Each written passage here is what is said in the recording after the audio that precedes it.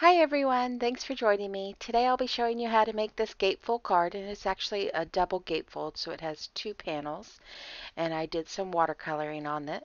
This is the card I'm featuring for the Team Stamp It blog hop, and you can check out the dimensions and the links to all the products on my blog, and it's linked, you can find the link in the lower description part. Anyways, so first I start out with an 8.5 by 5.5 piece of cardstock, and I'm scoring it at 2 1/8, and then I'm flipping it over and scoring it at 2 1/8 again, just because I didn't have to do any math.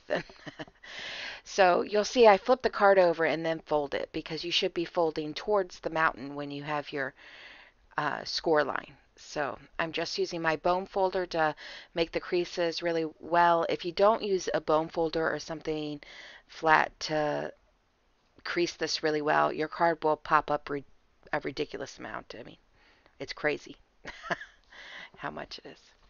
So I decided that I'm going to try out some of this awesome Irresistibly Yours designer series paper that you can get for free right now with any $50 order. And I'm using a sponge dauber to put some Marina Mist ink all over it. I kind of like it to look somewhat dark. I mean, I like a darker color, so you'll see that I go over it quite a few times in order to get the darker color. I've obviously sped up this video quite a bit too, so that you don't have to watch me going over it over and over again. So once you get the look that you absolutely like, you should let it dry for a little bit. And now I'm coming back to it with just a regular paper towel and rubbing it over the top. And this way it gets rid of the excess ink that's sitting on top of the embossed area that has the leaves. Now, if you leave it for too long, it will dry a little bit on top of the embossing, but all you have to do is wet your washcloth a little bit and go over it, and it will come right off the embossed area. Now I'm cutting it down so that I can get panels for the front. So they need to be 2 inches wide, and because I like an eighth of an inch border, but that's up to you. And all the measurements are on my blog, so you can go look at that if you're interested. Now you can see I'm just adhering the second panel here. I like to use liquid Tombow glue because it gives you a little bit of time to wiggle the pieces around so that you can make sure they're absolutely centered, or as close to centered as they can get.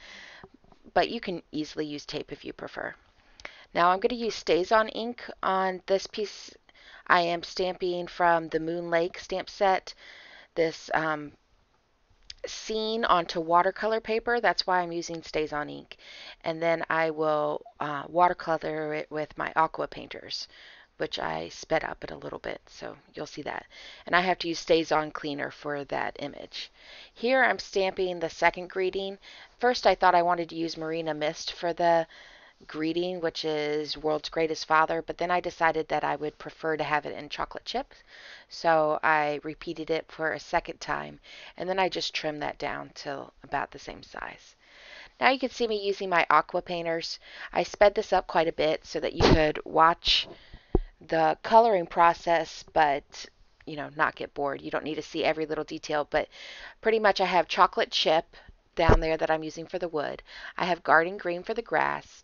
I have soft sky for the sky, obviously, and I have crushed curry for the little bit of the flowers. Did I say I used real red on the bird too? I didn't bring that out until later, but you might notice that occasionally I stop and I drip a blob of water out, and then I dip my tip and the ink pad and let the ink just sort of drip into the water that's already there.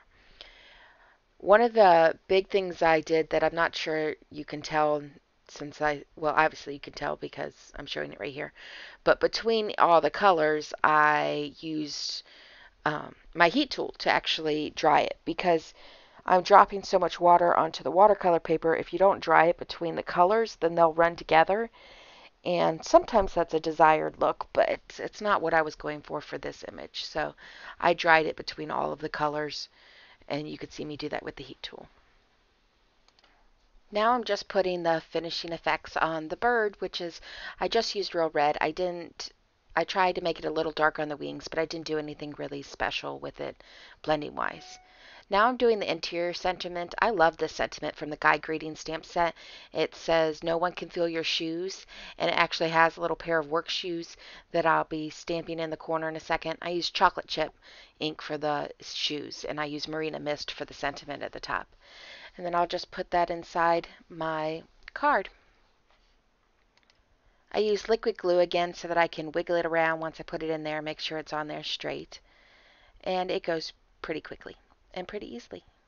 And then I'm done with the greeting. I have ink all over my fingers, so I'm trying to be careful not to touch any of the white parts right now. And now I'm just putting together a chocolate chip panel to mat my watercoloring. And I'm matting the World's Greatest Father that's also going to go on the front.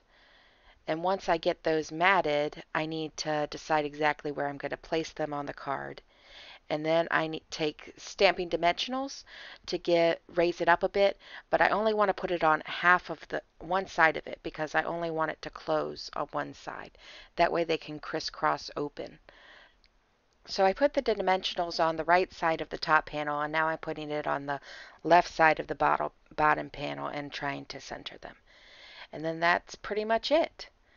They will crisscross now, and the flap can open so you can see the inside like that.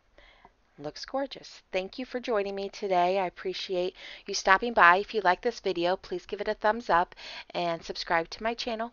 You can check out all the details and continue on the Team Stamp It blog hop if you visit my blog at craftsbyhappystamper.com and click the next or the previous button. Thank you.